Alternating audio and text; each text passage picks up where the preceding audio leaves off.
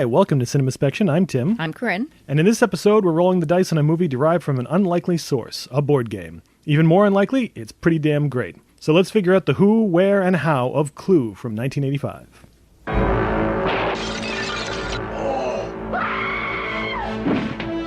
Every person in this room has the perfect motive. Stand back! For murder. What do you mean? Murder. But only one of these suspects is the murderer.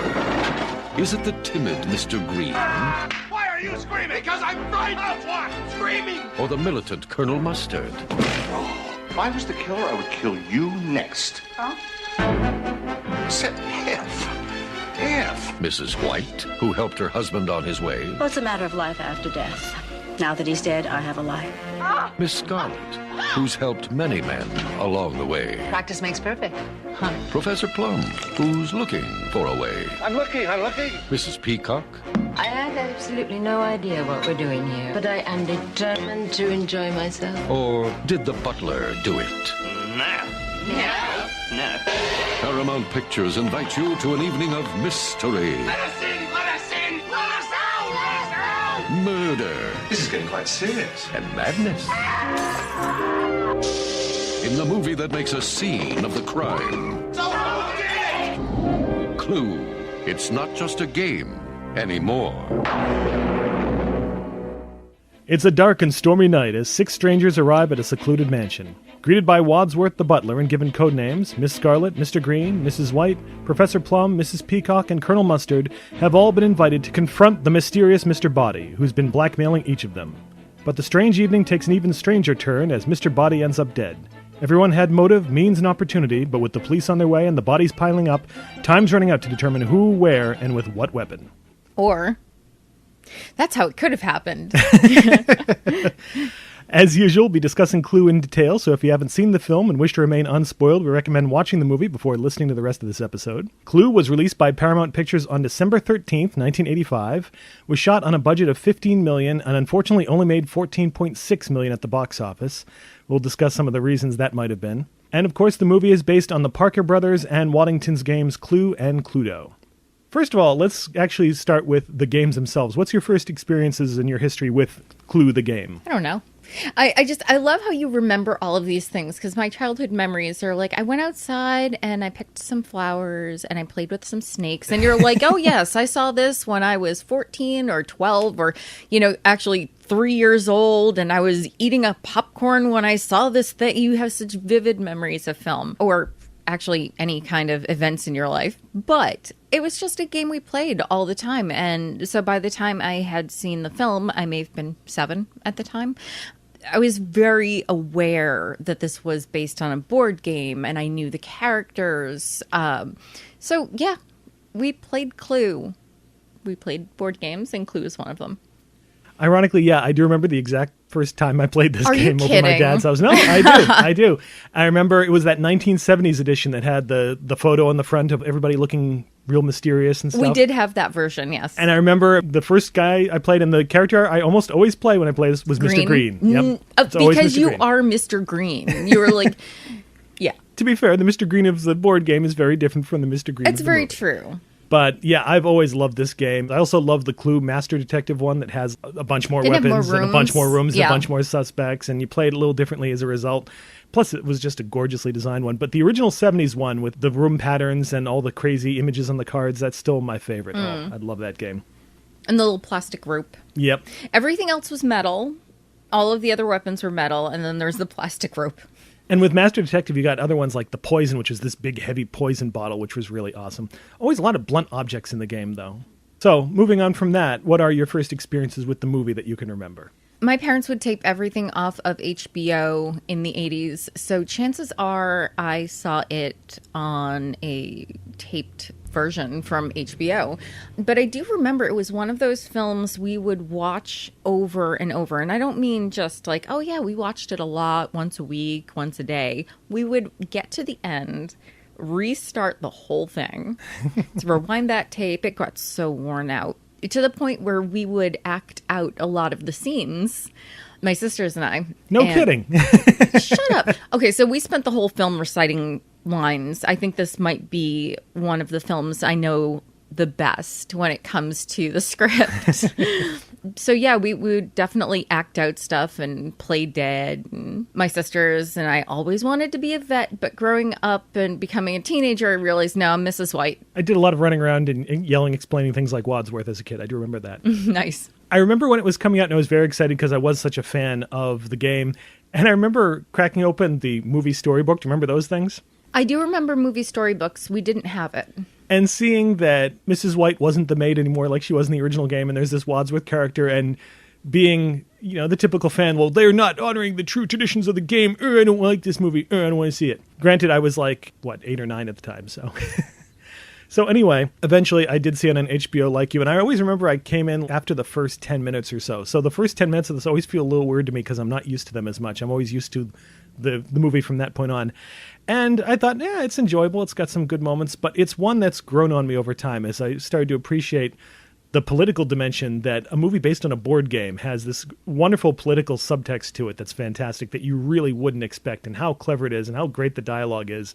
Now, I appreciate it as this amazing movie that really deserved better when it came out in 1985. I mean, obviously, as children, we didn't fully grasp the sexual subtext or the political subtext. But even beyond both of those, it's a lot of fun. A lot happens. The action is funny. There are pratfalls and comedic subtleties that even a child can just grip onto. And even as a kid, I knew a lot of the actors from this and appreciated, Yes. oh, you're bringing all these weird different characters and all these actors together and all their different acting styles. Right. For me, it was all about Tim Curry because I already knew about the Worst Witch. So it was like the Grand Wizard. Yay! I think for me, it was Christopher Lloyd. 'Cause, Oh, yeah? You know, Back to the Future Yes. was that same year, and I'd known him for other things. And oh, Christopher Lloyd, yay. And it's funny that we've seen this board games on film tradition sort of continue with Dungeons & Dragons, although that's such a big franchise now, I don't even know if it counts as just a board game. I wouldn't even necessarily consider it a board game, but I'm parsing. Battleship, which... Kind of a mess. But it's one I do think there's some interesting stuff going on under the surface of that movie. And the fact they actually managed to recreate the experience of playing Battleship in the movie is kind of hilarious. Mm-hmm. And I don't know if it counts as a game, but Ouija, which the first movie was terrible, but man, that sequel was great. It is a Parker Brothers release, so I'm willing to fold it in. And they keep threatening to do Monopoly. I remember for a while Ridley Scott was signed to do a Monopoly movie. Why? I don't know. And Candyland, too. There's a whole bunch of board games. Candyland I can see. Candyland would be a lot of fun as a children's movie, but I can also see somebody twisting it to a horror film, and I want to see both of those films. I want to see both of them. An animated horror movie of Candyland. Yes, I want to see that. Please.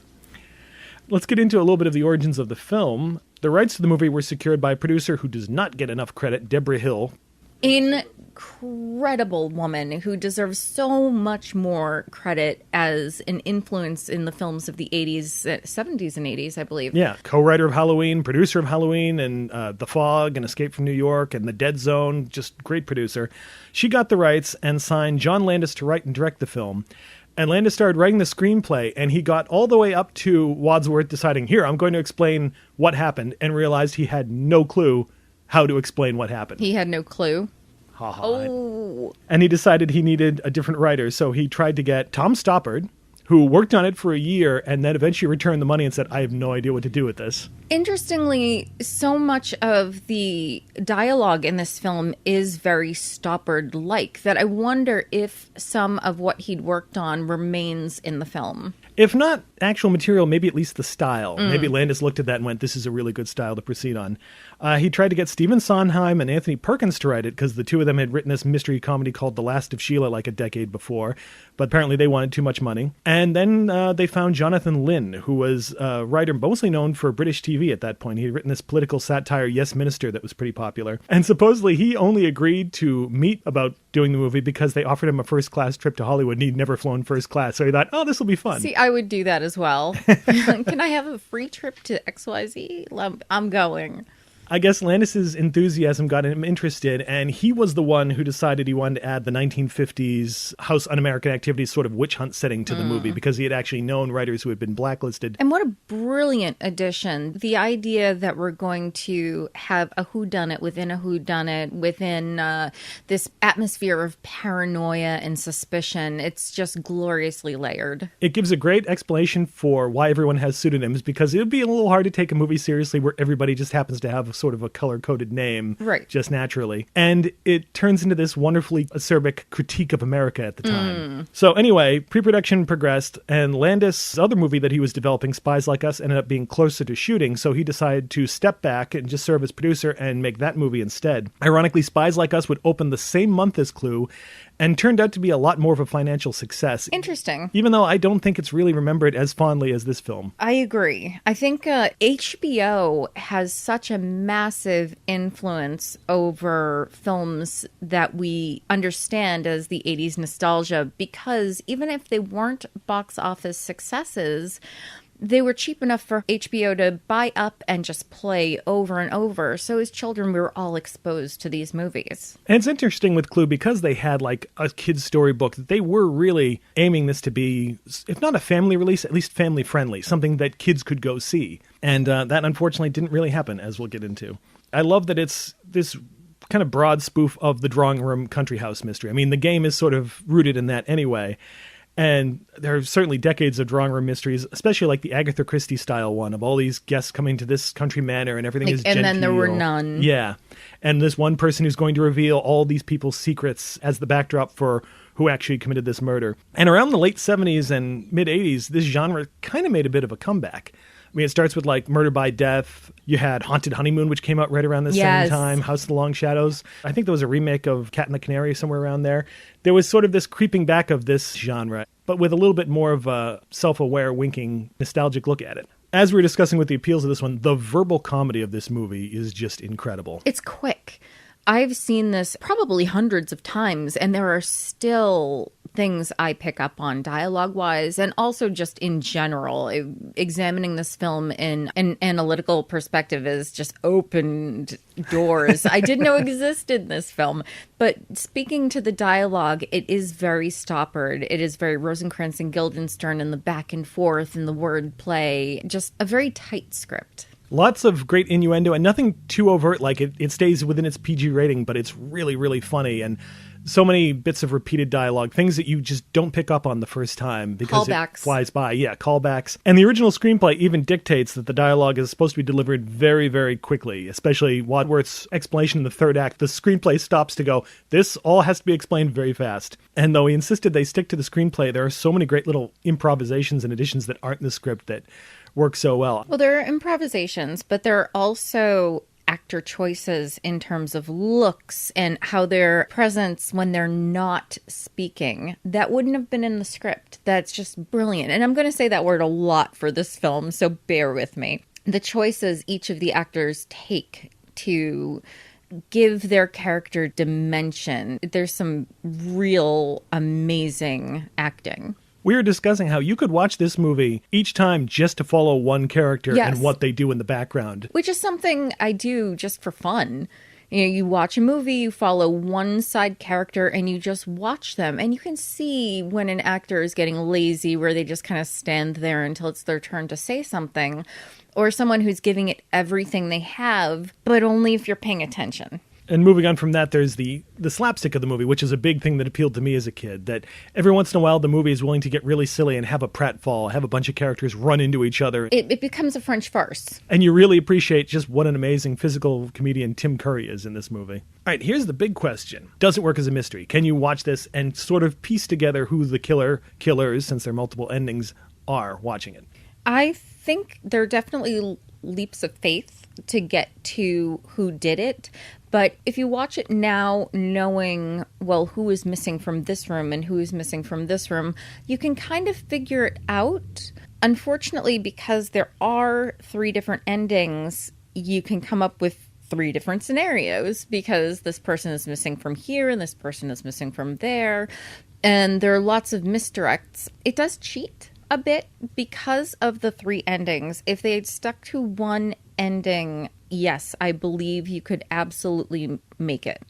There's only like one instance, I think, that sort of breaks it to the point where that feels like a cheat, but otherwise, I think it's pretty consistent. It does do the classic mystery story thing of withholding information until it's... Exactly. They drop it just at the right moment. But I do love that in retrospect, watching the movie is like playing the game. That, you have your list of suspects and you're looking for somebody to show something that proves this person couldn't have done it and couldn't have done it with this weapon.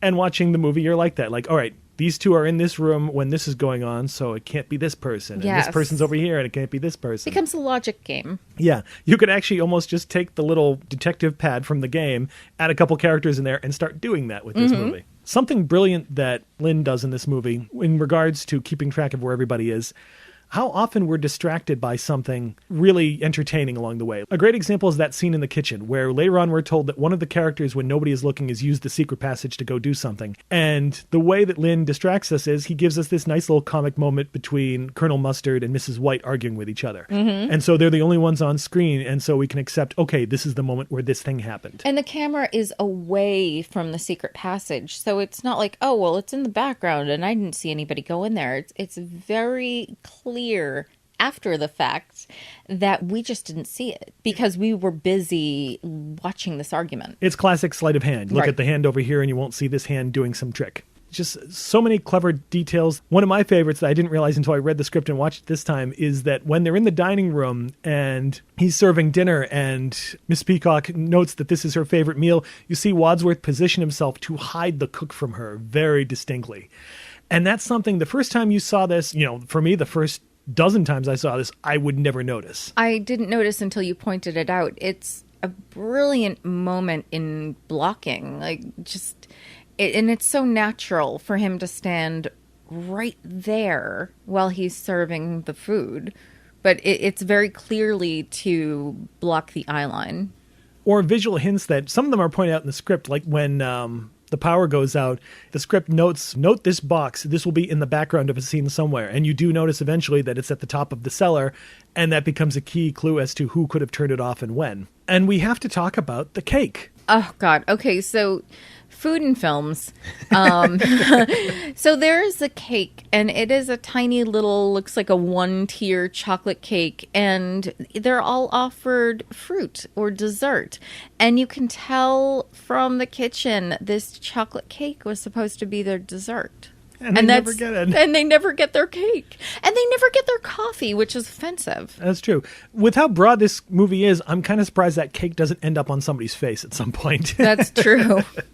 Getting into the political aspects of it, I can't get over the idea of putting this in the McCarthy era, and with J. Edgar Hoover as head of the FBI, how much that adds to it. This idea of Surveillance and the 1950s setting where everybody has these secrets, and it was American to be the white bread. Yes, I follow the straight and narrow. I don't have anything sinister in me, but of course everybody did have a little something to hide. There's something to be said for the multi-layeredness of that theme, because they didn't need to give us any of the McCarthy stuff visually for it to be evocative. But to do that just kind of drives it home while you're still focusing on the main storyline. So you're not focused on the political. And of course, we get to a point where in all three endings, all of that was a red herring anyway. So that was supposed to distract us. All of the political stuff was just not part of the greater story. So it was all nothing to do with the disappearing nuclear physicist and Colonel Mustard's work on the new fusion bomb. No, communism was just a red herring.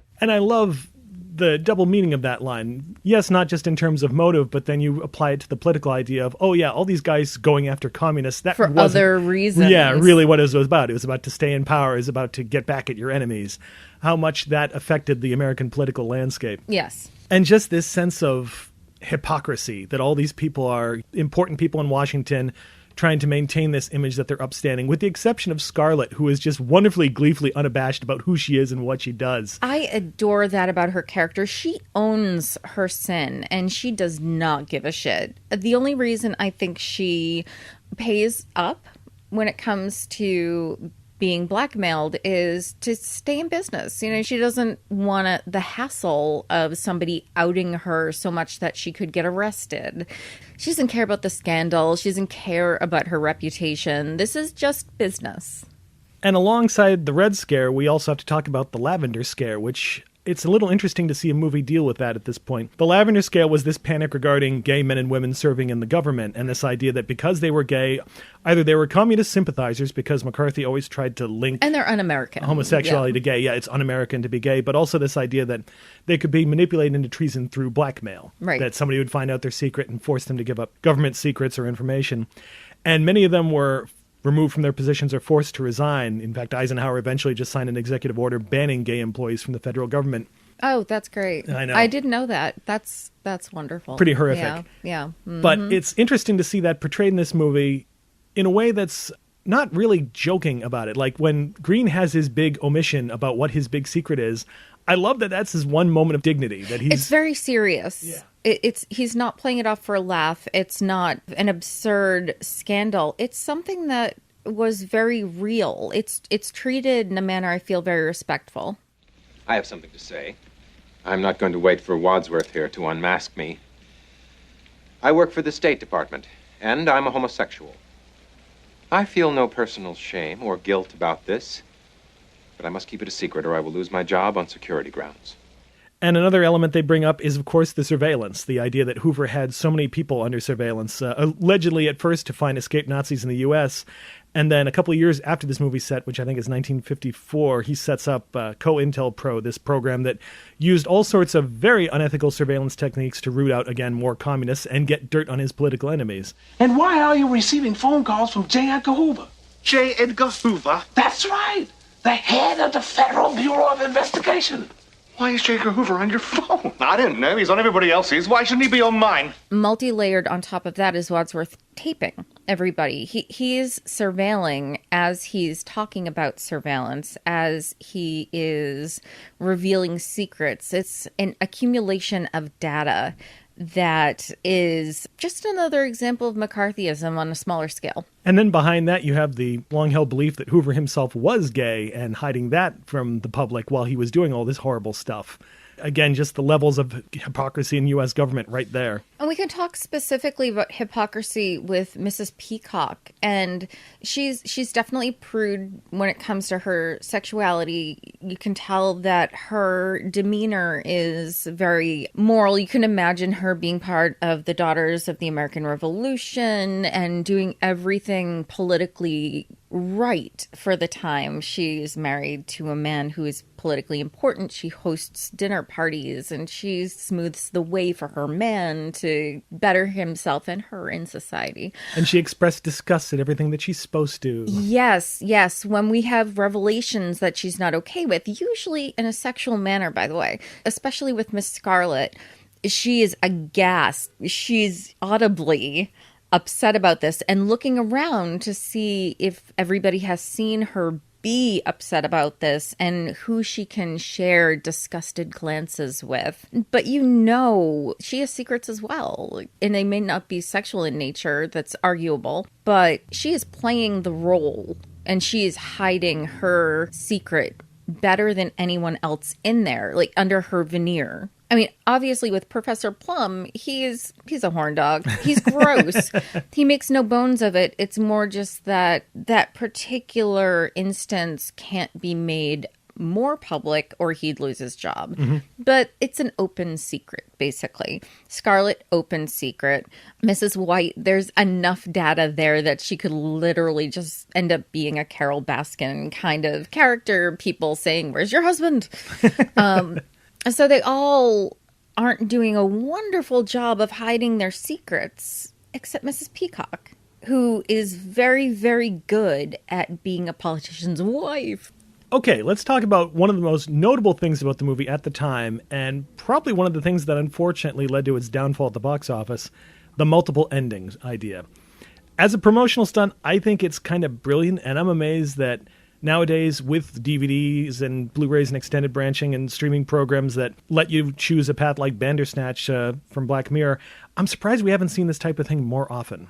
It's very possible that we might get to a point where it's going to. I think while I like to give the audience the benefit of the doubt, especially with Clue in the 80s, there would be confusion. There's really no way for them to let a general audience know that there are 3 different endings.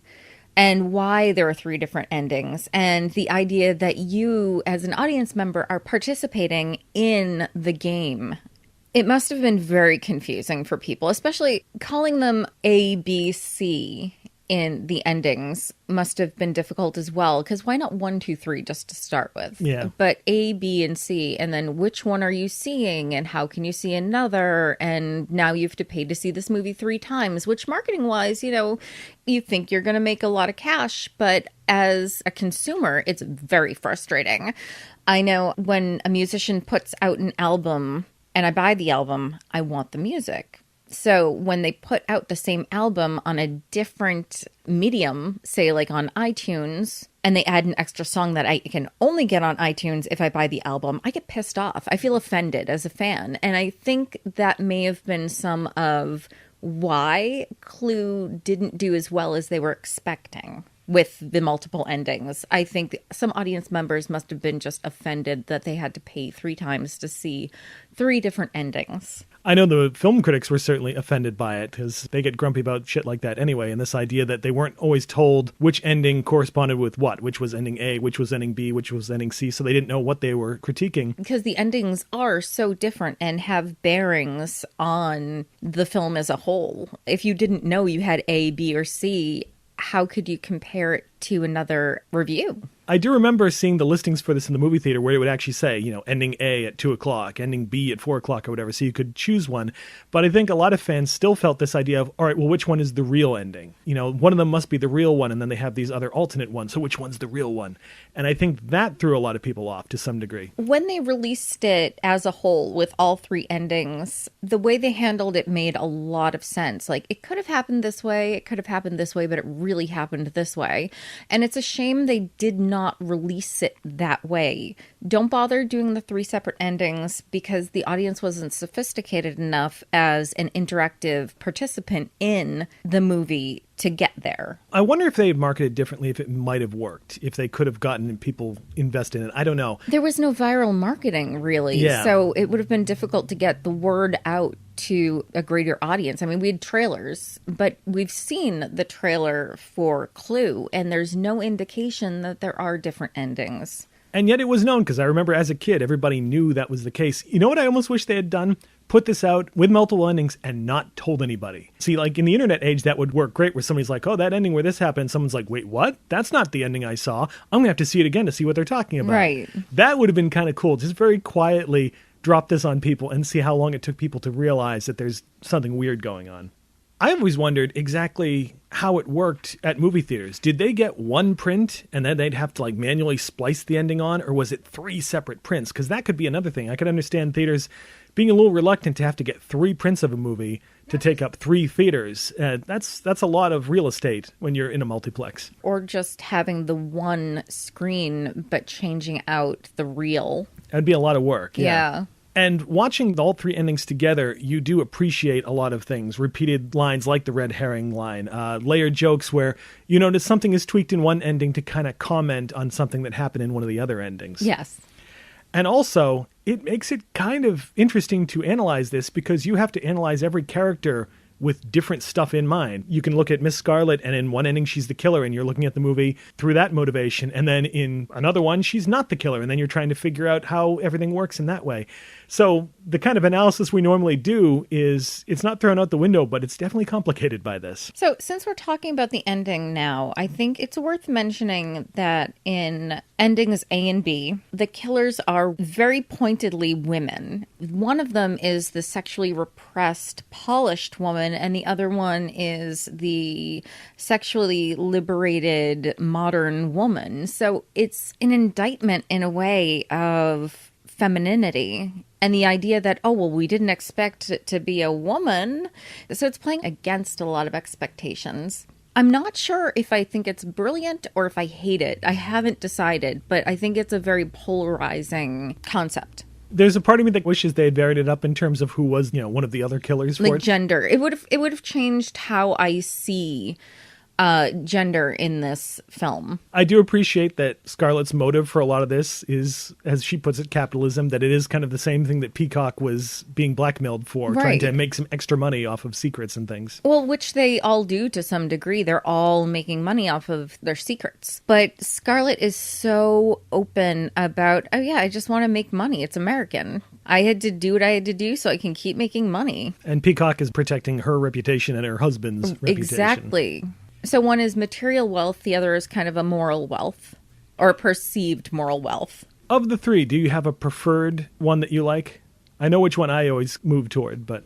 Given that I think all of the characters are scum, I prefer the third ending. I really enjoy that they've all participated in this and are all suspicious of each other and pointing fingers, and there's not one person that is the villain, that they are all complicit.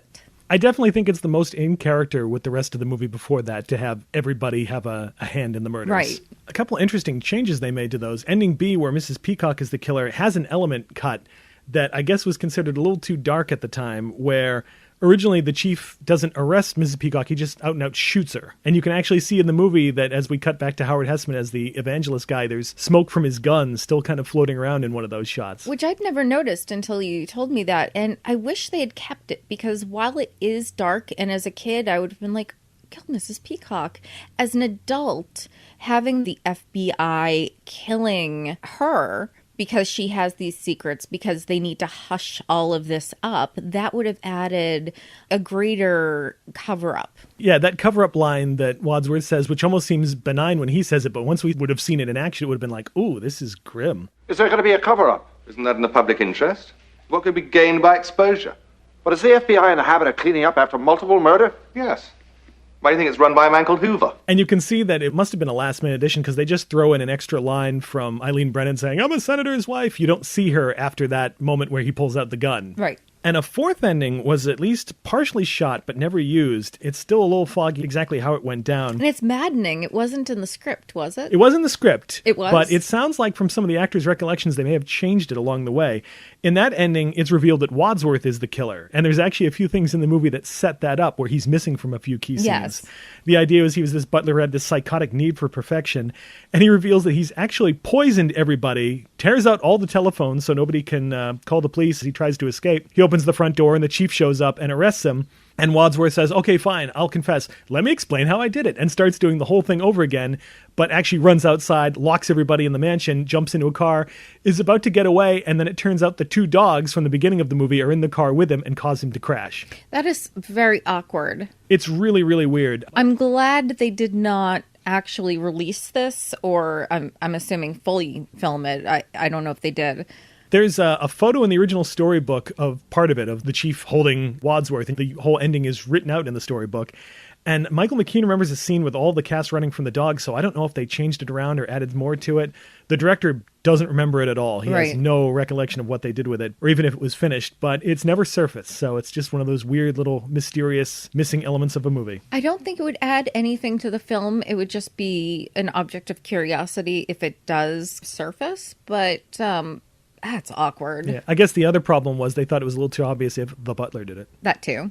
Speaking of, let's get into the suspects, starting with Wadsworth, because, oh my God, what an amazing performance from Tim Curry. And not the original actor that Jonathan Lynn wanted in the part. Apparently, he wanted an actor named Leonard Rossiter, who was like this stage actor in England, but Rossiter actually died in the middle of a performance in London right around the time that he was being considered. So then, Lynn decided he wanted Rowan Atkinson. Right. And he actually campaigned for him. Atkinson put together a tape with some of his bits, and the producers just weren't interested because Mr. Bean hadn't come out yet and nobody knew who Atkinson was. Mm-hmm. I think he would have been interesting in the part. I could imagine him doing a lot of the physical stuff. I would have believed him as a put-upon butler a lot easier. It wouldn't have taken such a leap for me to see in the physicality that he's been trodden in some way. Curry really does bring a lot of dignity to the role that honestly really behooves a butler of his station that he's claiming.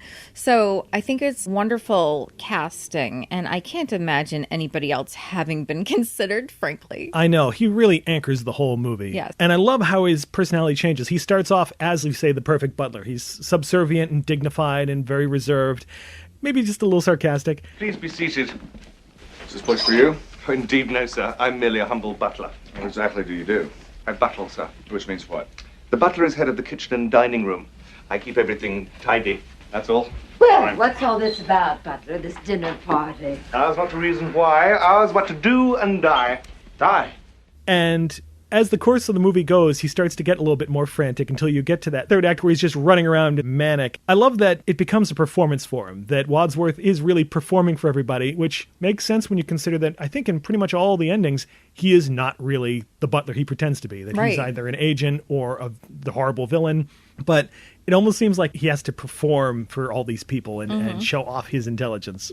Well, in that way, it's evoking rope, where the villain needs to see how much they can get away with. How much can they brag about what they've done and wait to see if anybody figures it out. And it's such a turn on the classic detective story where the detective suddenly walks through everything in the crime and it's all very dignified. And for him to do it in this frenetic, crazed manner where he kind of loses himself and starts getting caught up in stupid details until everyone's like, get on with it, come on. And then the Gordon shop at the cook. And we went into the dining room.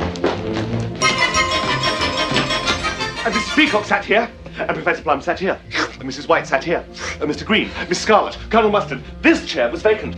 Anyway, we all revealed we'd all received a letter, and you'd had a letter, and you'd had a letter, and you'd had a letter. Get out of here! The point is, blackmail. Well, the cast had a bunch of fun making this. Curry, unfortunately, because he had these huge chunks of dialogue, he wasn't able to socialize and have fun with everybody else because he was just trying to keep it all in his head. It must have been nightmarish. He has so much dialogue, and it's not just dialogue, but it's complicated dialogue.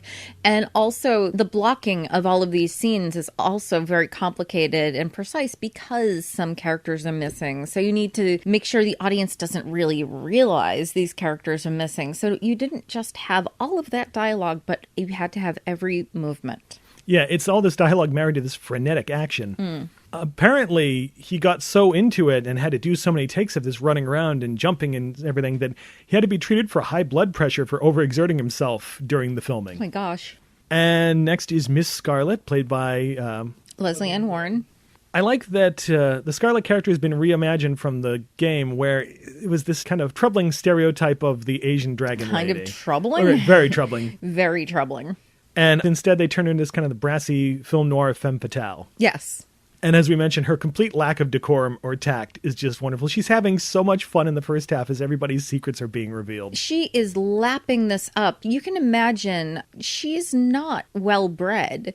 She's not from a rich family. She is learning or has learned how to survive in D.C. by looking the part, but she still has a classless attitude, and she doesn't care. And I love that. She does not care at all that she doesn't fit in, at least in her attitude or the way she speaks. And you can see her basically salivating over these stories to the point where she starts taking over the questioning. She inserts herself physically between Wadsworth and other characters during explanations and questionings because this is just gossip. This is reality TV. This is the most amazing thing she's been a part of. And because she's not afraid of her secret, she doesn't have to worry. Oh, I'm being blackmailed, all right. But I did what I'm being blackmailed for. What did you do? Well, to be perfectly frank, I run a specialized hotel and a telephone service which provide gentlemen with the company of a young lady for a short while. Oh, yeah? What's the phone number?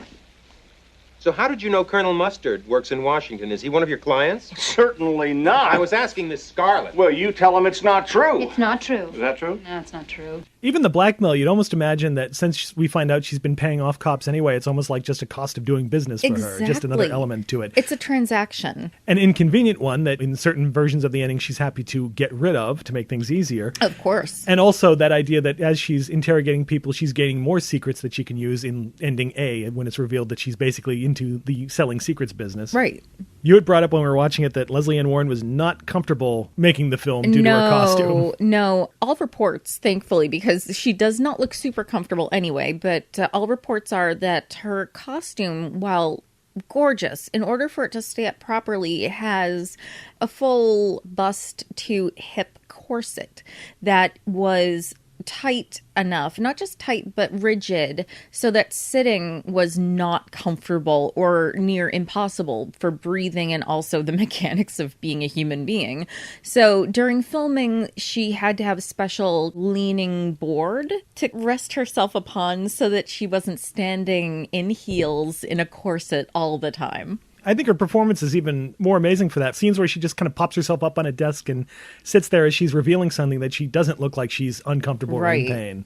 Right. And the idea that she's running in this costume that is so constricting. This is one of the other few cases where she was not the original actress intended for the role. Originally, Lynne had cast Carrie Fisher. See, with Carrie Fisher, I've tried to picture her in this role, and I can see her sort of making it work, especially in the 80s. She could pull off the sarcasm wonderfully, I'm sure. That would have been great. If they were to have cast her, I'm not sure I would have been as happy with it. I mean, little old me in love with Carrie Fisher as a child would have been like, yes, look, Princess Leia is also a femme fatale.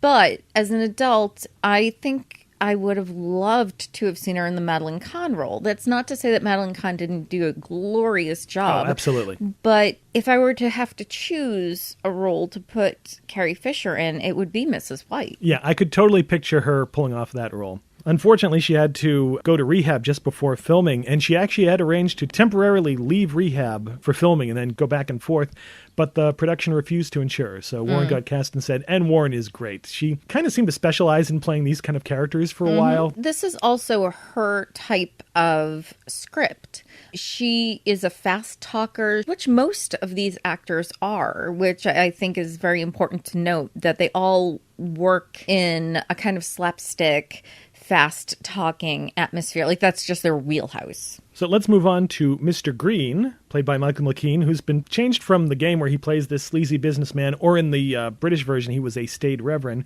to a klutzy, cowardly nerd. And it's funny because reading the script, I appreciated how Green is actually pretty sharp in the first half of the movie. He's making a lot of connections that other people aren't in terms of, well, you work in Washington too. Hey, haven't I seen you before? Hey, is he one of your clients as a result of this? Oh, yes. And he's sharp. It really goes to ending C, where it turns out he's actually a federal agent who's like collecting information and keeping an eye on all this stuff, that he's pretending that he's this buffoon when he's actually very cleverly manipulating things very subtly. I do think the script makes a big mistake in one of the endings, the Peacock ending, where all of a sudden they decide that Green is an idiot.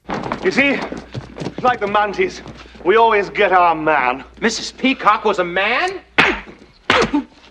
Green has never exhibited anything that dim-witted for me to get that as making sense.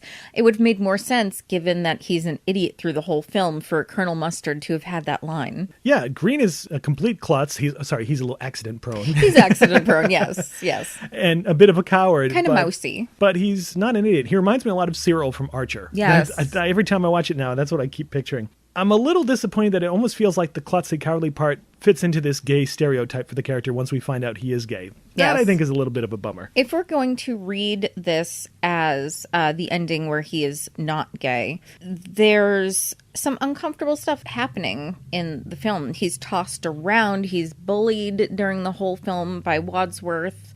He is mousy. He's deferential. He's portraying a lot of very rough stereotypes. Now, having said that that's a problem, it gets even worse when the ending where it's revealed he's an agent, because you realize he's been acting as his perception of what a homosexual behaves like. He's been behaving in a stereotypical version of homosexuality for the whole event. And then he doesn't need to do this, but he feels the need to point out, oh, and I'm going to go home and sleep with my wife. So, I wasn't a homosexual, which reads as homophobic. And a lot of the behaviors of the other characters are really leaning into that. You know, Professor Plum, who gets very upset when Mr. Green reveals he's gay and gets up and walks away because, oh, I might catch it, or you might be attracted to me. And later on, when Scarlett calls him a fruit, when he says, he's a plant, it's like, oh, I thought you were called a fruit. Yeah, that line makes me wince now, yeah. Why? So there's a lot of very uncomfortable homophobic attitudes in this film. Yeah, once he's revealed to be a federal agent, I understand given the time and what's going on in the movie, they couldn't have him remain a gay character, but I wish they at least cut that line and not put such a spotlight on it. Yeah. Because I really do love that scene where he does the reveal, where he is kind of dignified, and he says, I feel no shame in this, that he doesn't feel any kind of moral problem with it. For him, it's totally right. It's sincere. Yeah. And it's just that he's going to lose his job. I do love that McKean added, which wasn't in the script, that little awkward thank you at the end before he sits down. I've made this weird. Yeah. Also, I do love how immune he is to Yvette. That, Yvette's like, who's going to come with me? I will. No, thank you. Yes. And we'll talk about those pairings when they split up soon, because it's very pointed who gets paired with who. Yeah. And now we move on to probably the fan favorite, Madeline Kahn as Mrs. White. Yes. Originally just the nosy housekeeper in the game. Now she's this incredibly cool Black Widow. Love her. Mrs. White coming in as a huntress. You can watch her spend the whole film trying to hunt each of the male guests and dismissing them for one reason or another. And this is all nonverbal. She's not verbally flirting with any of them. You can see her get soft in her eyes. There's this particular scene. Wadsworth is revealing that his wife is dead and bad, sad story. She gets softer and softer in the eyes, and you can see her starting to formulate in her head, oh, this is the guy I'm going to go after. And you can tell in a way, it's not just that she's using men as prey, but that she is deeply emotionally involved until she feels she has been wronged, which actually happens with Wadsworth later in the film.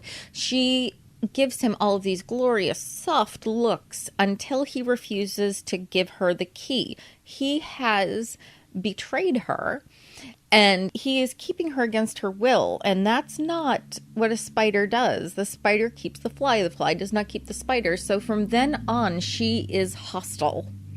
I love that when we find out the murders that she's supposed to have committed are crimes of passion, that paradoxically she's very low-key and very controlled, very, very chilly for the most part. And then when the emotion does come out in little bits, it's really weird, like you said, nonverbal thing. Like you point out her like wringing her hands at certain scenes and just singing in a corner, just being like, "Arr." Yeah, there's a wonderful, wonderful moment, and it's kind of a blink and you'll miss it, where everything's happening around her and everybody's suspicious and explanations, and she is in the left-hand corner of the screen and she just grips the air with her fingers like she's clawing at something, and then it's gone because she can't really reveal all of this rage that's inside.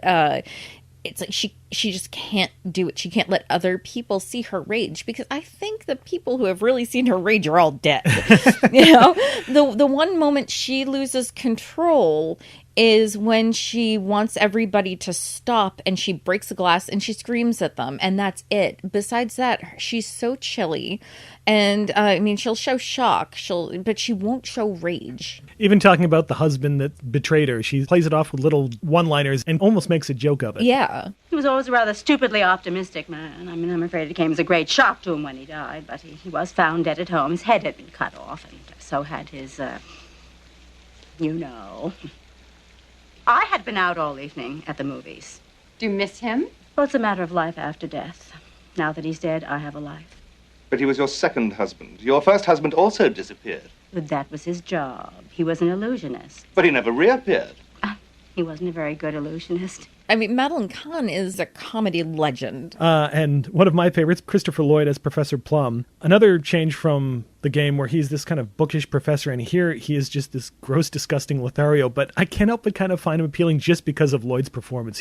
The way he's like, his eyes just immediately zip to Colleen Kemp whenever she's around, and yes. most importantly, her cleavage. Around this time, he was playing such wacky, cartoony characters like Back to the Future and later Who Framed Roger Rabbit. It's kind of funny to see him have to rein it in a little bit here. He reins it in a way that's wonderful and matches the intensity of the actors around him. His character doesn't have a lot, honestly, when it comes down to it. He is a psychiatrist who has been, I'm just going to say defrocked because I feel like it, but he got his license taken away for having an affair with one of his clients.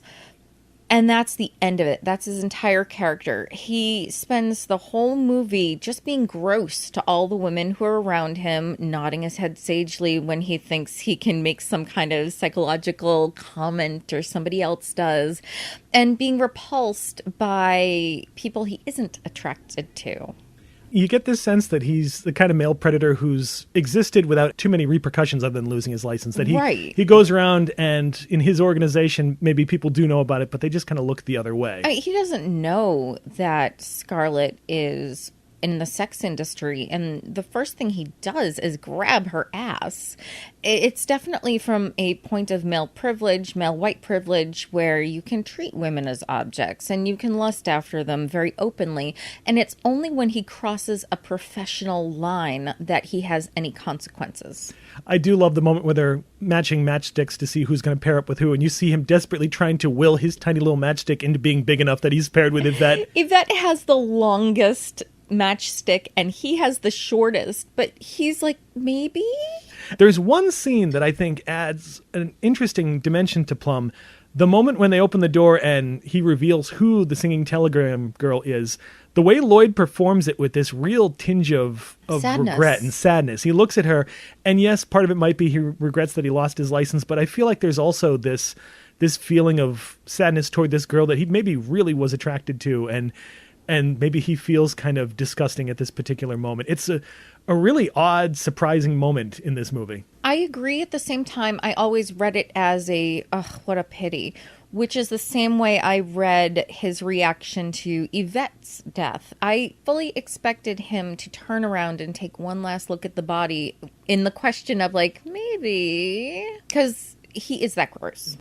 I also love that, true to the character of the movie, he can't take the situation seriously when they're trying to make it look like the motorist is still alive and the cop is asking questions, and Plum can't help but crack jokes that almost get them in trouble. Mm-hmm. This man's drunk. Dead drunk. Dead right. You're not going to drive home, are you? He won't be driving home, officer, I promise you that. No. Somebody will give him a lift, huh? Oh, we'll get him a car. A long black car. A limousine. And he realizes at the last second what he just said, like, oh no, and she has to cover it, yeah. We also have Eileen Brennan playing Mrs. Peacock, and I thought this was really interesting because I always remembered Eileen Brennan from Murder by Death, where she gets to play kind of the brassy film noir dame who's the hero's sidekick, and to see her play such a different character here in that she is this older socialite trying to maintain her dignity, which puts her character, I think, the closest to her original counterpart in the original game. I agree. I love watching her try to wallpaper over the awkwardness of their first meeting at dinner. That yes. Because this is her job, that you can imagine she goes to these parties and breaks the ice with all these people for her husband, that's immediately what she goes to. Well, someone's got to break the ice, and it might as well be me. I mean, I'm used to being a hostess. It's part of my husband's work, and it's always difficult when a group of new friends meet together for the first time to get acquainted. So I'm perfectly prepared to start the ball rolling. I mean, I have absolutely no idea what we're doing here, or what I'm doing here, or what this place is about, but I am determined to enjoy myself, and I'm very intrigued, and oh my, this soup's delicious, isn't it? But you can also see that she is not comfortable either, and that she is defaulting to what she's comfortable with to try to make peace with the fact that this is weird. And while she's nominally, as a socialite, supposed to be the one who makes everything comfortable and is good at socializing and dealing with people, we see over the course of the movie that she's the one who gets flustered so easily. Oh, so easily, because she's out of her element. This isn't anything she can control. She's the only one who's always screaming and yelling and just wants to get out of there and don't let anybody else in. Well, not just that, but I think in a lot of ways it's performative because she is acting as not just the socialite, but she's acting as the 50s version of the American woman. The way a woman should act. A woman should be horrified by these things. A woman should be aghast when something unseemly happens. Her entire demeanor becomes a performance. I love her delivery of, I don't know why I'd be blackmailed. I've never done anything wrong. And you watch her hand. I've never done anything wrong in my life. And the hand with the cigarette just can't keep still. It's fidgeting and doing all this weird stuff. And as you pointed out, her walk in the movie is really strange. She's a very strange walk. She's not dainty. She moves not with the typical film lightness that a socialite woman would have, but there's a heaviness to her walk, and it's very awkward. I don't know if it was Eileen just walking, because I don't remember exactly what her movement was, but it's an interesting choice. Part of it might have been Brennan was actually in a lot of pain making this movie because she had been in a really terrible auto accident a few years before. And with all the running around and having to, move around quickly and things like that, it was supposedly tough on her. Lloyd said that, she did an amazing job, not complaining about it, but he could tell that she was really having difficulty with it. And they were low, but she was in heels. Yeah. And it doesn't really show through in the movie. If it's there, she makes it part of the character where it works really well. The unfortunate thing was that she had been really good friends with Madeline Kahn. They had started this musical bomb called At Long Last Love a few years before, but they didn't really speak much during filming. Part of it was because Brennan had just come out of rehab herself for painkiller addiction, and she felt that Kahn was nervous about having to discuss it with her and just couldn't figure out a way to really break the ice. Right. And unfortunately, their friendship was never quite the same again after that. That's a shame. It's a pity. The two of them together, they're just both amazing comedic actresses. And then there's Martin Mull as Colonel Mustard. Mull, I always remember from Mr. Mom, where he plays the asshole boss to Terry Garr. So I had been familiar with him. And I kind of love that from the game where he's this sort of British imperialist white hunter, and now he's this American militaristic blowhard.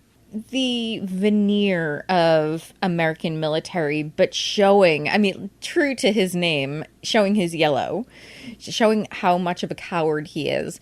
But interestingly, besides not being smart, he is literally the reason people have died in war. He knew that I was a war profiteer.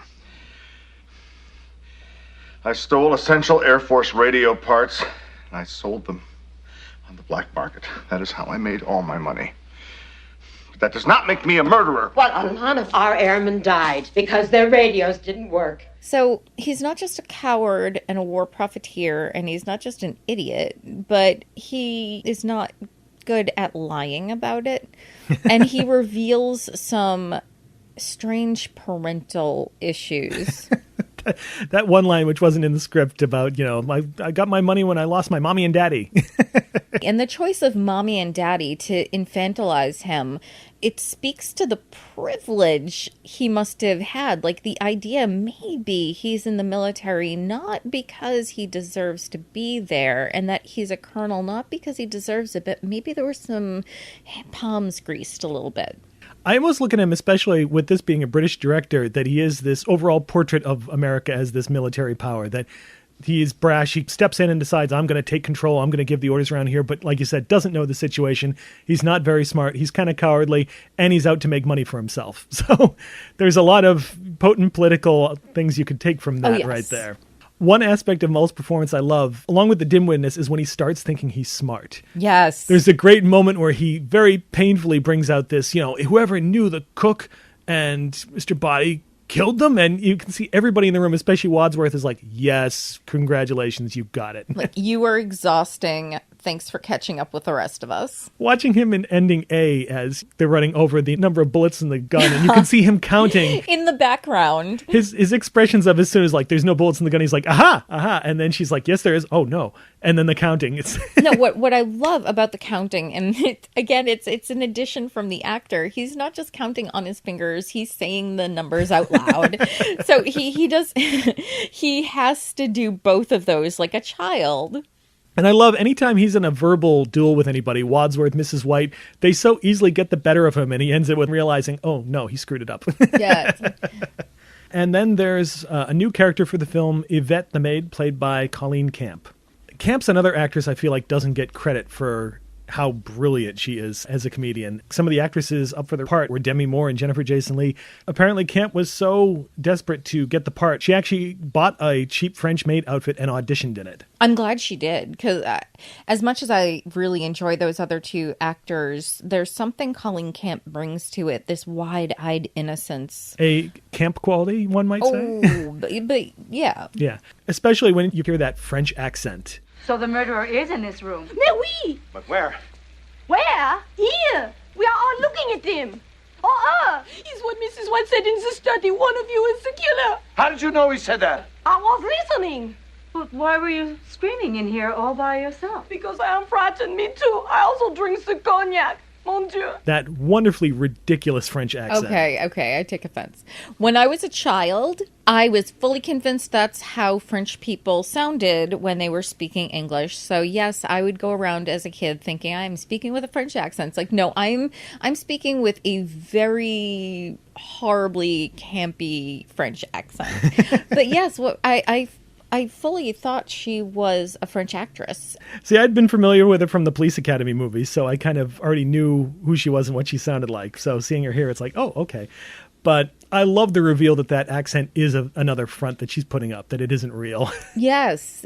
Just before she's murdered, she has a few lines that she speaks in an American accent before she lapses back into the French accent for her last dialogue I noticed line, that, yeah. which is strange. Yeah, I'm not sure what to make of that. I don't know if it was a moment of she's going to yell so she realizes other people are going to hear it and she's trying to keep her cover or something, or what. I don't know. But there's this kind of surliness to her attitude with some of the other characters, that she probably doesn't want to be in this house. She's here as an accomplice. She's kind of giving everybody looks every once in a while of like, ugh. Or her wonderful reaction to the Wadsworth line about how his wife's friends were socialists, and everyone's like aghast, and she's just looking around like, what? So what? Why is everybody upset? And she's definitely using her sexuality as a cover, because if you're looking at my boobs, you're not questioning my motives. And also this idea, if you're looking at my boobs, you might not look at my face and recognize me, since she has so many connections to the other characters. Exactly. And one of the characters she notably does not have any connection with is Mr. Green, who, when she's afraid and doesn't want to be alone, she turns to him and says the line, she wants to know who will go with her, and she bats her eyelashes at Mr. Green, and it's the only character she's overtly flirtatious with. There are several times where she backs away from a character because they're touching her or looking at her in a way she's probably not very comfortable with. So she sort of looked to Green as a bit of a protector in that moment. I imagine, yeah, that with him, she knows she's probably going to be safe, and, Plum and Mustard, she doesn't want to be anywhere with them. Right. She's already been with Mustard. And that's the other thing, just how many relationships she has with other characters when they meet, and she just gives that poker face stare of maybe she knows them, maybe she doesn't. So let's break it down really quick. Yvette has connections with Colonel Mustard, who was one of the clients, yep. Miss Scarlet. Mm-hmm. Her boss. Mrs. White, because she slept with White's husband. Mm-hmm. And the cop who recognizes her, probably from either busting her or busting into Scarlet's operation at some point. Right. So she has a lot of connections with other characters. And I'm just going to go off this for a second. We should talk about how the characters were related. Okay, let's do it. So we've gone through Yvette very quickly. Miss Scarlet is connected to the rest of the characters through her business, obviously, but the cop who's on her payroll, Colonel Mustard, who was a client, Yvette, who was one of her workers. Who else? I think that's it, actually, for her. So both of them so far, 3 connections.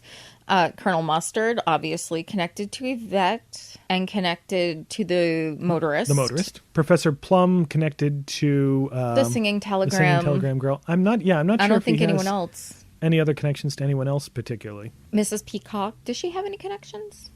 Just to the cook, really. I think that's the only notable just one. The cook. Mrs. White. Well, the only other connection is Mr. Green knows her. Oh, yes, we don't know true. exactly how he's seen her around Washington, but we don't know how connected they are beyond that. Okay, so might as well go to Green. How is Green connected? Well, besides knowing Mrs. Peacock. That's the only one, really. Yeah. Because he is sort of the outsider in many senses, especially in Ending C. And then there's, Mrs. White, just in case we didn't. Yeah, is connected to Yvette through her husband and the affair. I think that's really it. Actually. Right. Yeah. So it's interesting that there are several characters who are deeply connected, especially Scarlett, Yvette, Mustard. I almost forgot. Mrs. White is connected to Colonel Mustard because her husband was working on the fusion bomb that Mustard is a part of it through his work at the Pentagon. Yes. As Mr. Green so, painfully pointed out. So the connections between them, some of them tenuous, some of them overt, adds another layer of artifice to the whole thing. It's a play. They're playing. They're pretending. They don't know each other. The only person who very immediately is like, I know you, is Mr. Green. Eventually, Scarlett, who does not give one single fuck, reveals how she knows a bunch of people. But not Yvette. She keeps that hidden away for most of the movie. Yvette's in her pocket, just in case. She can hold it over Yvette that she knows her to get any information she might need, or in the instance she's the killer, that's the one connection she wants to hold aside. Especially because she uses Yvette to commit 2 of the murders in that movie. Right. Yeah. The last notable actor is Lee Ving playing Mr. Body. Ving is the only performance I don't care for in this. I don't love it. It feels a little too forced. Like, I can tell he's acting. To me, he seems like he's doing a long-form Robert De Niro impersonation. Which I didn't connect until you pointed it out, but I can see it. If you denounce me to the police, you will also be exposed and humiliated. I'll see to that in court. But if one of you kills Wadsworth now, no one but the 7 of us will ever know. He has the key to the front door, which he said would only be opened over his dead body. I suggest we take him up on that offer. And it also sounds like most of his dialogue has been looped in, which I don't know if that was a case of they just didn't get it on the day and tried to fix it later and it didn't quite work. But something about his performance, it just doesn't gel with this amazing company of actors. Part of it might be he's the only actor that Lynne actually had forced on him by the studio. Really? He couldn't really find a great actor to play this, and he kept saying no to all their choices. And the studio really wanted Ving because I guess they figured his notoriety as a musician would help the movie, considering that he was a singer in this punk rock band called Fear. And he's acted in other things. He was in Flashdance. He was in Streets of Fire as one of the gang members. He'd later be in Black Moon Rising with Tommy Lee Jones. But he's just the only performance that's kind of a sour note for me. Thankfully, his role is small. Yeah. Very small. And his physical acting is fine. It's the verbal acting I have a problem with. And some of the looks. Like, he'll look side to side when he easily could turn his head. And it feels like he's trying to bring nuance to the character, but it feels very forced. It almost works for me in the ending where it turns out he is the butler acting the part of Mr. Body. That yes. he's going too far with it and trying to be shady. And it's possible that that's the direction he was given. But yeah, it's the one thing that doesn't totally work. I don't know who they might have cast that could have fit that better, but something about it just doesn't totally play. I mean, he is one of the big red herrings, so maybe that's part of it. I don't know. There's a couple other familiar faces playing the accomplices who are being killed off one by one. One is the motorist, played by Jeffrey Kramer, who might look familiar as the Deputy Hendricks character from the first 2 Jaws movies. He was the coroner in Halloween 2 as well. The really interesting one is the singing telegram girl. I don't know if you recognize her or not. I didn't.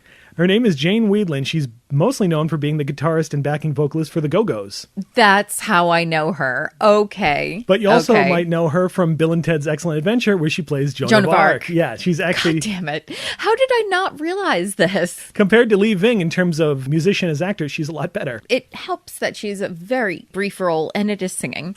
And it's the one line, but man, it's the biggest laugh in the movie for me. Yeah, I remember being a kid pretending to be her. I am your singing telegram. And then one of my siblings would faux shoot me with the finger gun, and I'd drop. Even as a kid, I'd burst out laughing and feel like, should I be laughing at that? I know.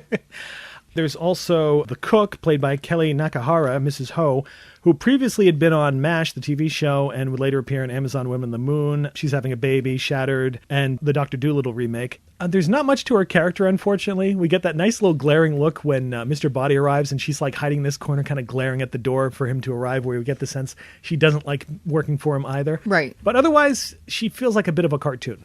She's definitely there just as a story element and not as a character. She's, another accomplice. And she's the accomplice who has the least character development. She's like literally there and the first accomplice killed, and that's pretty much it. Yeah. Speaking of musicians as actors, Bill Henderson, the cop, was previously a jazz singer. Before this. He actually appeared in a few other movies, Trouble Man, Silver Streak with Richard Pryor and Gene Wilder, The Adventures of Buckaroo Banzai. I can't remember who he is in that one.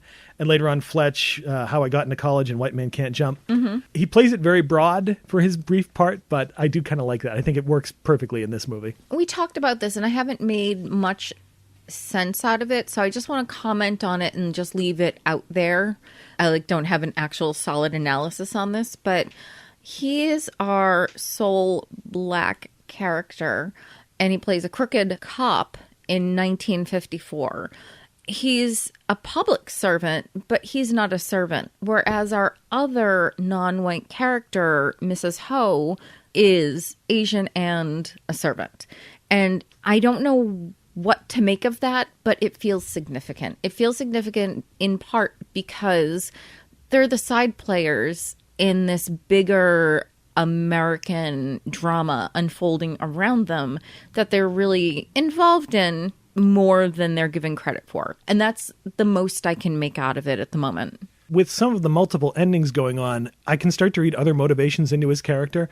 Like, we're told that she's been paying him off, and I start to wonder, what if he's been informing to the FBI, and so he's not a crooked cop, he's just been kind of setting up this operation? Because we do wonder, yes, he's been invited to be there, supposedly by Wadsworth, but he's also putting up this front of that he just wandered in there because he saw the motorist's car. And he did. We're very pointedly shown that he does see the motorist's car.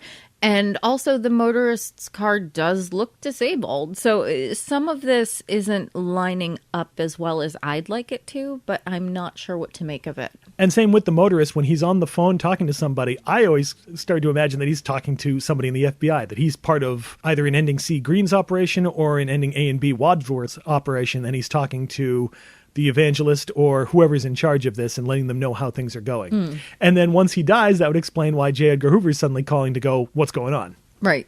Let's go into a little bit of the film's visual style. For a movie that's very dialogue heavy, there's some interesting little visual bits to it. The set decoration, the sets, first of all, the mansion set is just incredible. The opulence of it.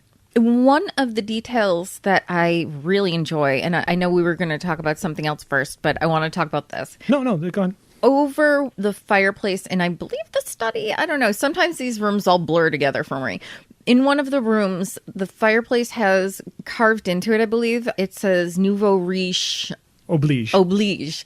And the entire building, this giant manor, is very nouveau riche. It's kind of the new money idea of what old money looks like. There's the marble and everything is dark wood and polished. But then as you go into the unused portions of the manor, I guess I'm going to call it, you can tell, like, for instance, the conservatory is a disaster. It's not kept well. It has dead leaves everywhere. The plants are dead. The rooms upstairs are dusty or there's debris on the ground. The manor itself is fake. The manor is pretending to be something it isn't. Which is a perfect location for this sort of staging of an event. I mean, it's not Mr. Body's house. It's not Wadsworth's house. It's just been rented for this whole event. It's been appropriated, while it itself is appropriating something else.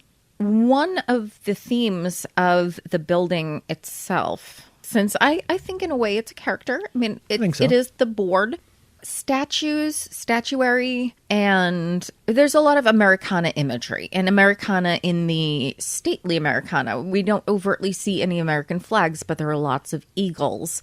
There's a lot of American politicians. There's a full body portrait of Washington. So there's an overarching "this is America-ness" about the events that are going on in the manor. There's a lot of portraits that we can't quite identify. I know we see like Lincoln on a page open in a book, and I think it was Harding is the one that's hiding the secret passage. I think so. There's one, I swear I saw a painting of Grant hanging in, I think, the main hallway, and there's a giant painting in the hall that looks like it might be like a Revolutionary War battle scene that we never really get a look at. We only see it in a couple of the wide shots. And there's a painting of what looks like a cowboy and Indian scene in the hall. There's pastoral imagery, a genteel woman with another woman just kind of standing there being pretty. The set decorating is enforcing that what's happening in that manor is American. This is not something that can go over to England. You can't put this movie in England without changing so much of it. You can't have any of the communism. You can't have the McCarthyism. You can't have the American politics. It just doesn't work. This is an American film. And hidden among that American decoration, we get a couple little hints of Russian influence here and there. Which is just a red herring as well. Yep. It's a visual red herring. When they find the secret passage and Colonel Mustard grabs a flashlight off of a shelf, we see a sickle hanging and then a hammer right next to it. And I think it's in the attic, Mr. Green finds a head that looks like Lenin's head in a box. So there are all these tiny little hints here and there that there are Russians in the periphery just hiding in the hiding in the somewhere. corners, yes. You gotta suss out, get all those secrets. I was fascinated by some of the bending and outright breaking, and I think quite deliberately, of the whole 180-degree rule, that if characters are having a conversation, one character is talking to screen right, the next character will be talking screen left.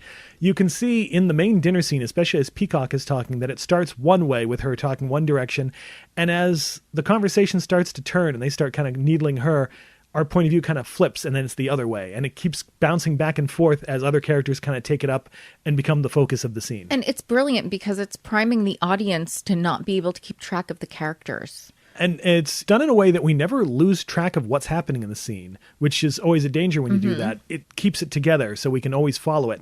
But it also does throw us off kilter. Well, it's setting the audience up so that later on, when we can't keep track of characters, we think everybody's there because we're just not seeing them on the screen at that second.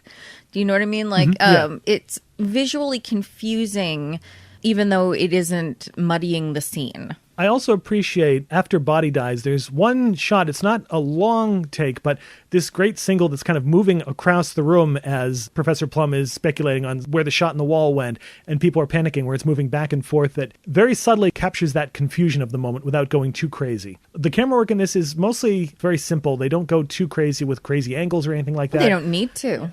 There's a lot of interesting low angles that do seem to suggest point of view of a corpse on the ground that we see. Yes, especially during the I'm shouting scene. We have the perspective of Mr. Body. Even though Mr. Body is turned down to the ground, it's almost as if in that moment we're the victims of murder and we're observing these fools just trying to figure it all out. And two key moments to get really high angles: when they first turn on the lights and discover Mr. Body on the floor, what seems to be the murder at the time, and at the end when all the police come in, we pull back to a high shot of everyone down there, which again suggests the game board, that you're looking down at the game board and all the players at the beginning and ending of the game. It's such a little thing, and it doesn't bother me the way I thought it did once I figured it out, because it's another layer of artifice. There's a point where Wadsworth is explaining everything, and he's like, Yvette was here to offer everybody a glass of champagne, and he picks up a decanter. It's not champagne. And that used to bother me so much, but it just occurred to me that that's another illusion. Oh yes, this is champagne. Really it is. I'm sophisticated. I hadn't caught on that Yeah, one. isn't that great? And some really beautiful bits in costuming that we have to talk about. Oh, gosh. This is one of those movies where if you just had a photo of the costumes, I would know immediately what the film is. They're distinctive without being out of place. And they don't go to the obvious thing of, okay, Professor Plum is going to be dressed in purple and Colonel Mustard will be in yellow. It's, in some cases, the exact opposite, that Mrs. White is in complete black, except for the interior of her coat. Right. But little, tiny, subtle things, the way their costumes start to become undone as the story goes on. And it starts immediately, because when they come in, the first thing that happens is that Wadsworth is taking off their first layer, he is starting to unmask the real them in that second. And I'm going to speak specifically to Scarlett really quickly because she has the least changes during the movie. She has this kind of gauzy shawl that she wears during the dinner party that once they hit the study or the library or wherever they're having their drink. I think it's the library for the library. She sheds it. And that's the only other layer she sheds. And she doesn't need to shed anything because she is truly who she is. She does not need to uncover anything more. Other characters lose clothes like nobody's business, and it kind of is connected to how much artifice they are shedding. Colonel Mustard loses his whole blazer after he gets shot in the arm, and he becomes kind of a mess. He loses his tie is disheveled. He loses his pocket square because he uses it to blot his nosebleed. Which comes on and off in the movie, which is weird. It does. There are a couple of continuity errors. I was wondering if that was supposed to symbolize something or something we're missing where he took another hit in the nose in one of the endings, but I don't know. Professor Plum, his tie starts getting undone in the same His thing. bow tie goes askew. And his pocket square is missing. I think he takes his coat off at one point. I think so. Mrs. Peacock loses her stole eventually. She loses her stole. In fact, its corpse, I guess, is on the couch with Miss Scarlett's shawl. And the feathers in her hair kind of start becoming askew as the film goes on. Her fascinator goes loose. She's flipping it all over the place. Yeah, that great scene where in frustration she's like grabbing it and shaking it. Yeah. Oh, and a note that I love about, and I have to go back to Scarlett really quickly. Yeah. Scarlett's wearing a brooch around her bust line. And it just occurred to me that the shape of it is so very vaginal. It's a yawny shape. So she's literally wearing a bejeweled vagina. I'm like, is that the right word? Is vagina the right word? Cervix? Sounds like it should be a perfume. Bejeweled vagina. Bejeweled. From Dior. Yeah, there's a couple of them. And Peacock has a little peacock-shaped Peacock has a brooch. peacock. Yvette has her little clock. Yvette, she has a tiny little pocket watch. But then there's someone like Mrs. White who she doesn't have a brooch, but she does have a belt with the buckle is a rectangle, which could somewhat be evocative of a coffin. And she loses her veil over the course of the movie. She does. In fact, I think Mr. Green is the only one who, once he loses his hat and coat at the door, looks pretty much the same for the rest of the movie. I mean, Wadsworth as well. He starts to get a little bit askew after he hits the shower and gets soaked with water. Okay, that's true. That's true. But he doesn't lose any clothes. No. And Yvette doesn't lose anything, but she's already in a costume. Yeah. She doesn't have much to lose clothes-wise at that point. And a tiny period detail that I've been trying to figure out what it was, and we finally figured out this time, is the evangelist played by Howard Hessman, which, first of all, Howard Hessman, love that guy. He'll always be Johnny Fever to me, but man, now we see him and we both can't help but jump into the quote. How often in our relationship do I say the kingdom of heaven is now at hand? So often. And it must seem ridiculous to somebody who doesn't understand what I'm saying. Have you ever given any thought to the kingdom of heaven? What? Repent. The kingdom of heaven is at hand. You ain't just whistling Dixie. Armageddon is almost upon us. I got news for you. It's already here. Go away! But your souls are in danger. Our lives are in danger, you beatnik. But we noticed he had this tiny little pin, and in one close-up you can actually see it. It says, like, we did remember Pearl Harbor, which is such a fascinating little character detail and a it's an period authentic detail. pin. Yeah, Those and it looks pins it. exist. And it's kind of the one hint for this evangelist to be wearing this. It starts to hint at the military background. The idea this guy is in the government and working toward this end. Shall we move on to the legacy of the movie? Yeah. So the film was a huge financial failure, unfortunately, and that resulted in Jonathan Lynn being fired from the director's chair on Roxanne. And Fred Shepsey took it over. I really like Roxanne. I'd love to have seen what Lynn would have brought to that movie. Right. And he, for a while, just stopped directing movies until he finally came back with Nuns on the Run and then would hit it big with My Cousin Vinny. So I'm glad it didn't totally scare him away, but it is a shame because he created such a perfect movie here. Whereas I really enjoy Roxanne, I don't know, because once you get to Nuns on the Run and My Cousin Vinny, they feel so in line with Clue. Yeah. Like there's a through line. I can imagine them being related in tone. But Roxanne, it's a romantic comedy, but I just don't see it. So I'm actually glad, not that he got fired, but that he just did not work on that project. So the film didn't do well, but being on cable and video with all the 3 endings included really helped cement its reputation and build up a fan base. Cult following. I mean, how many movies did we grow up with in the 80s that we only knew about because they were cheap enough to go on to video? It's like Night of the Living Dead, where it might not be as famous a film it is in its genre had it not had a copyright issue and just spread around. And it's funny because whenever they are asked about it, the cast is always kind of surprised at the cult following that this developed. To them, it was just a thing they did, they had fun on, and it disappeared, and that was kind of it. And they all went on to, or continued, very successful careers, but this one just has staying power. So many fans just come up to them and say lines at them and say how much it meant to them, and it must be kind of nice to have this thing that they did suddenly mean so much, 20 years later. Yeah, there's got to be a lot of job satisfaction when somebody tells you, this means a lot to me, thank you for doing what you do. To the point where several theater troupes and even high schools have mounted theatrical productions using Lynne's screenplay and just acting them out. What I enjoy about that is that you can do a stage version of this very easily. Any of those kind of drawing room or one location drama, comedies, what have you, they translate really well to stage. And even without sets, you could just have whoever's doing Wadsworth doing that pantomime back and forth of here's what happened in the kitchen, here's what happened in the billiard room, and you can totally buy it. Yes. An episode of the TV show Psych parodied the movie and included appearances by Martin Mull, Christopher Lloyd, and Leslie Ann Warren. I still have to see that show, but... I love that show. You'll enjoy it quite a bit. They do spoofs of different things. It's very referential.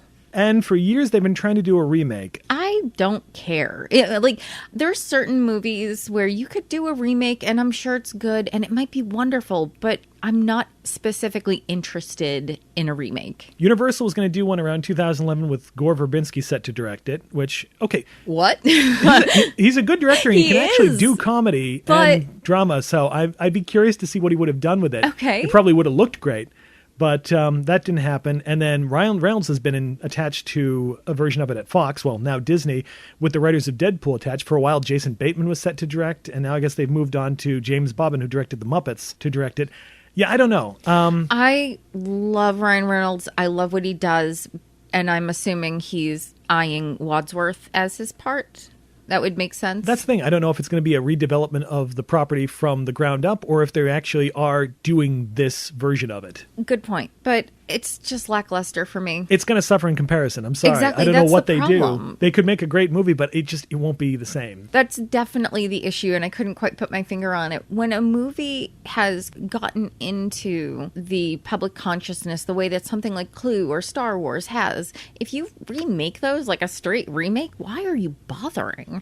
Now, to be fair, considering this one did so much with McCarthyism and taking it in that bent, I can imagine somebody taking the basic outline and finding another direction for it that would make it interesting. And I agree, but if you're just going to subvert that and use that as a red herring, why bother? And if you're actually going to run with it and use that political underpinning as the motive, you're just subverting my expectations from what I know of the previous film. So there's always going to be a push and pull between the two. I'll reserve judgment, but I just don't know how that's going to work. I mean, obviously, I'll wait. There's a fan documentary that's being made called Who Done It. I'm so excited for gotten that. Some interviews, I know, with some of the cast members and director Jonathan Lynn. There's trailers for it on YouTube. There hasn't been too many updates recently, but I really hope it gets made and maybe put out in a special edition of the movie, because this is a movie I'd like released on DVD or Blu-ray with some more extras. Like, Lynn offered to do a commentary for it, and Parent was just like, nah, we're not interested. He eventually did one with Kevin Smith that's a little hard to find right now, but it was really fun to listen to. Clearly, he enjoyed talking about the movie. All right, shall we get into some trivia for the film? Sure. Okay. Some trivia. There's a lot, yeah, I know. The hearings that we see on Mrs. Ho's TV set in the kitchen identify the film as taking place on June 9th, 1954. It's the same infamous hearing where the, have you no sense of decency, sir, at long last quote comes from, as McCarthy's power was finally on the wane and he was being investigated. It's a subtle detail that the color of each character's car actually matches the color of their game piece from the original game. I'm embarrassed to say I did not notice until you'd pointed it out to me. It had to be pointed out to me. I didn't notice it either. The mansion set for this movie was built especially for the film with the exception of the ballroom. That's the one existing room, which was actually part of the Max Bush house, which was also used for the exteriors. Unfortunately, the house burned down in a fire in 2005. It's heartbreaking. Yeah, a lot of local residents were very upset by this because it was supposedly a gorgeous house. And the sets were actually later reused on Dynasty as the Carlton Hotel. Huh. Several of the actors would just hang around the billiard room during downtime and just started playing pool. And sometimes the other actors would show up to watch.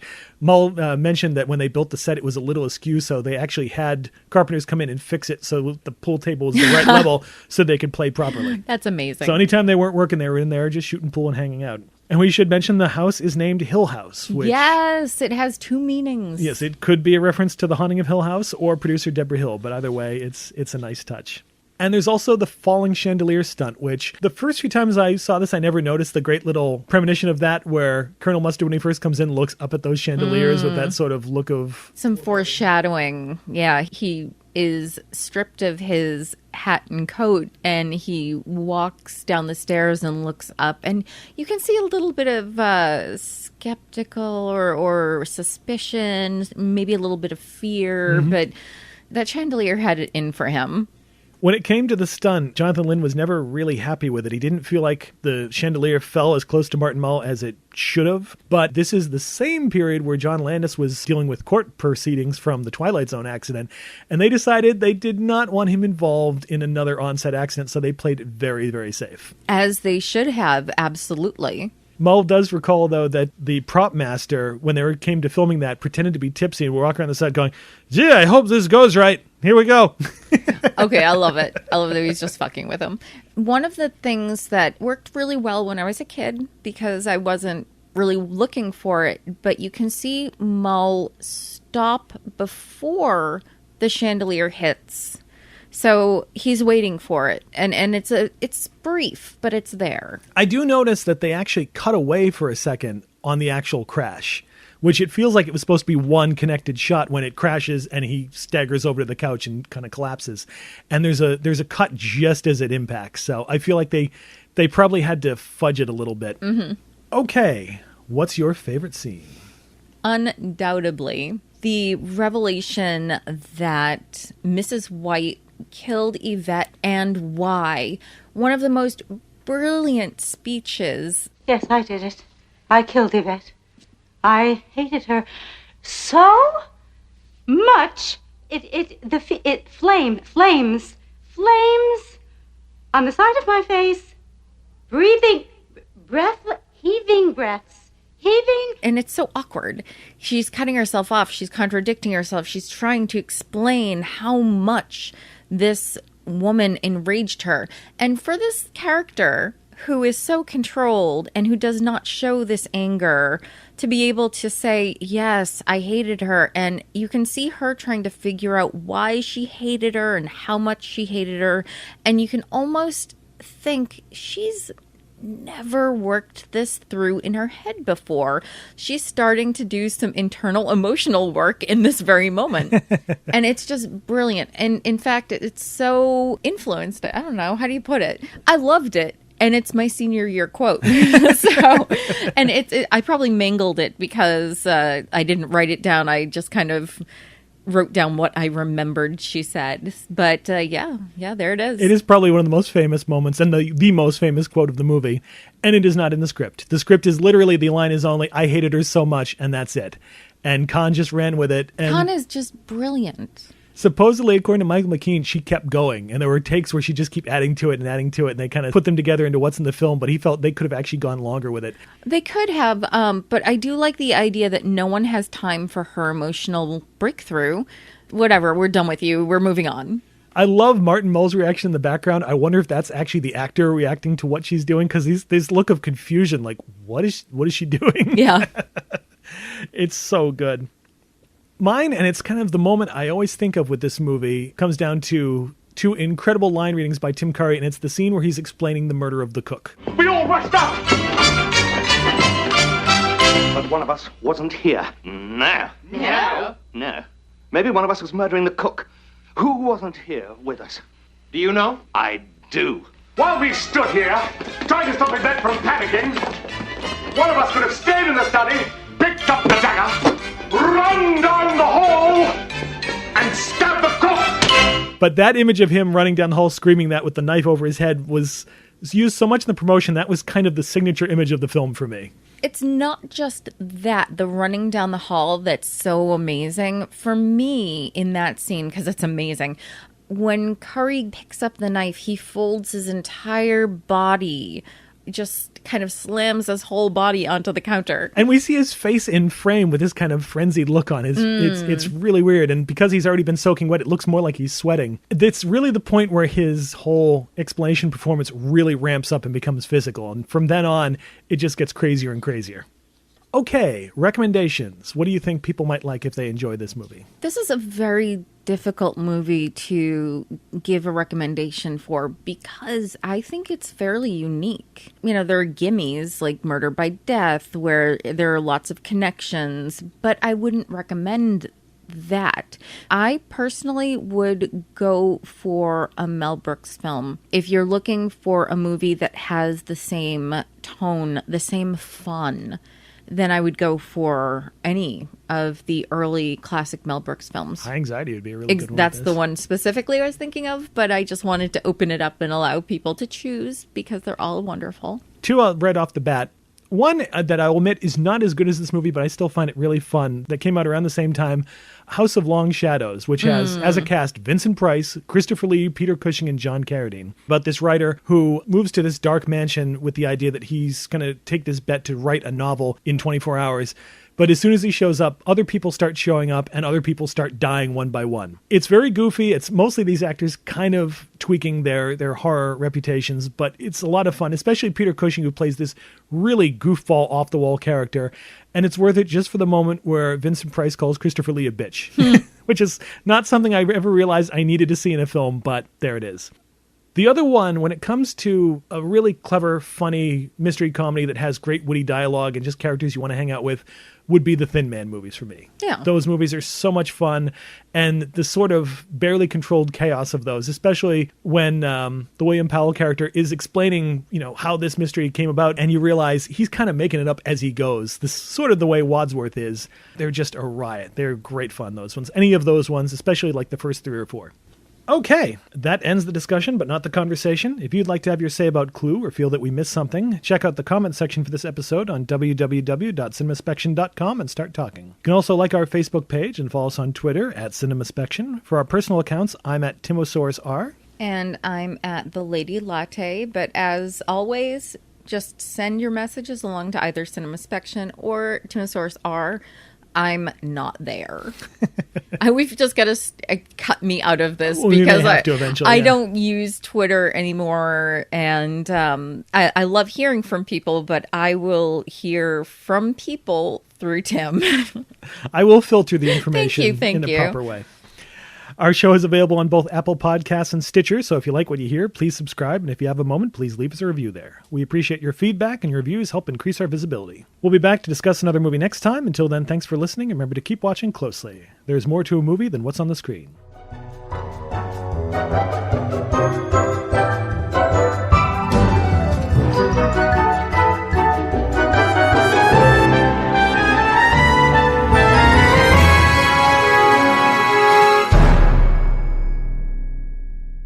Would anyone care for fruit or dessert?